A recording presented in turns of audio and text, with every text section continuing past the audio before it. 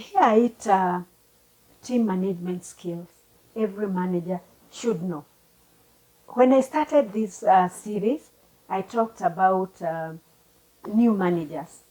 But I've realized as we've continued that some of the skills I've been looking at are also very key for managers that have been on the job for a while. I'm going to talk about these 8 effective team management skills that every manager should know. One is focus on serving rather than managing. I've noted that when you focus on serving as a manager, you have a team here and you are serving them, you are training them, you are coaching them, you are mentoring them. It works better than when you come out here and say you are the manager and you are trying to manage the team. A good manager leads through actions. Remember, I've talked about being a role model. So how are your actions? If you are serving your teams, you will not only give orders and delegate tasks, but you will show them professionally how the work can be delivered excellently. So act accordingly and set a good example.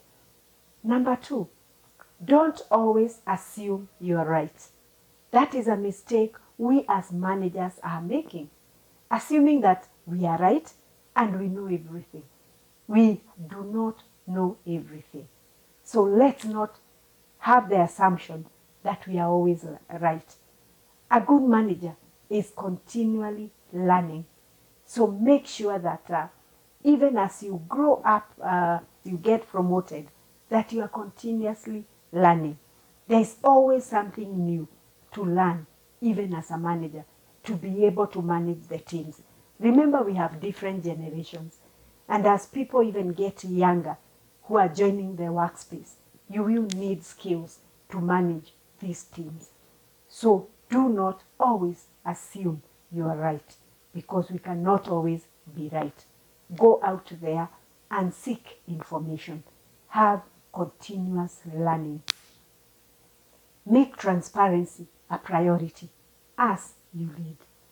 So are you transparent in your workplace? Do people feel connected to you? Do you encourage creativity and accountability? So practice transparency through open and consistent communication. Transparency means that you will maintain a certain way of communication. Whatever you say will not change because you are transparent and you are saying what you mean and meaning what you say. Even as you work with the team members, you will need to set boundaries. Remember, you are the manager, and despite the fact that you are building a strong team and you want to know the team members, still set a boundary, which is built on trust and respect.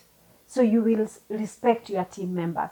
You will take disciplinary action when it is necessary.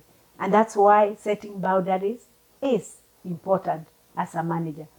If you do not set boundaries, it becomes very difficult to correct your team members should a mistake occur. So you must set very clear responsibilities and roles in the workplace. Discourage members from challenging unclear boundaries. You know, when you're working with teams, at times you realize that if you have become very good or very nice, some team members might abuse those boundaries. So make sure you set clear, they are clear, and people know how far you can go in this team building or getting to know one another. What is the boundary? How much can you go, even as a person? So you will respect the team members, they will respect you, and they know how far you can go and how far you cannot go, even in communication. So provide a positive workspace. The business world is a serious place. And often we will talk about the top line, the bottom line.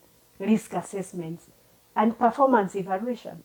But it is important, even as we do all that, that we provide a positive workspace where members feel comfortable, where members can bring out their creativity, where members can joke, when people are able to even celebrate their wins without a problem, without being judged for different things.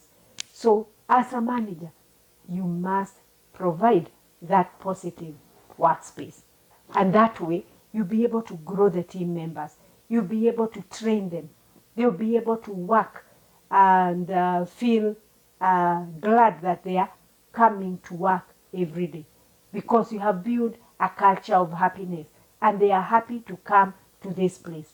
I'm sure you have all heard that people do not leave institutions. They do not leave companies. People leave bad managers. Emphasize constant and effective communication within the workplace. Team members that speak continuously about things involving work or things that do not involve work. Sometimes they come and they are going through certain things. When they speak, you are able to help them as a manager, or other team members are able to help them. So emphasize on that constant and effective communication within your department, within your working space. Effective communication starts with listening. Remember, you must be attentive. Create a space where employees can come to your office and you listen. You stop everything you are doing to listen to them, so that you also teach them the need for that effective communication within the workspace. So let people be able to talk when they are stuck in their job. When other things are affecting them, let them be able to talk to you so you can help them as a manager. So you are in charge of constantly encouraging them to communicate so that you develop that effective communication within your department. Encourage and nurture your team's growth. Remember, I have said in this channel that as a manager, you are their coach, you are their mentor, you are their teacher. You need to teach them. So encourage and nurture that growth. As you work at, on the year-end reviews, do your training needs assessment so that you know what every team member requires in terms of training. Not all trainings will require external training. You as a manager are able to take care of certain skills because you might have reached there because of several people that held your hand.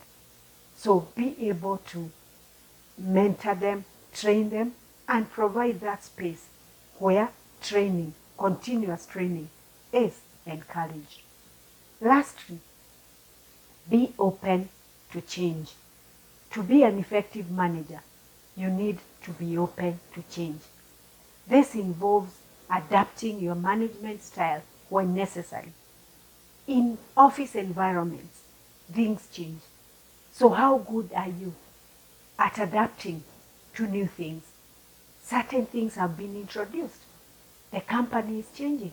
The company is moving. How good are you as a manager to adapt to those new changes?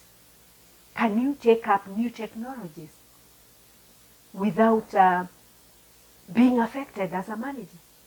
Remember, if you are open to change, you will be able to train your team members to also be open to this change. Remember to like, to share this video, or even comment and subscribe to my YouTube channel so you can be informed whenever we post videos such as this one. Thank you.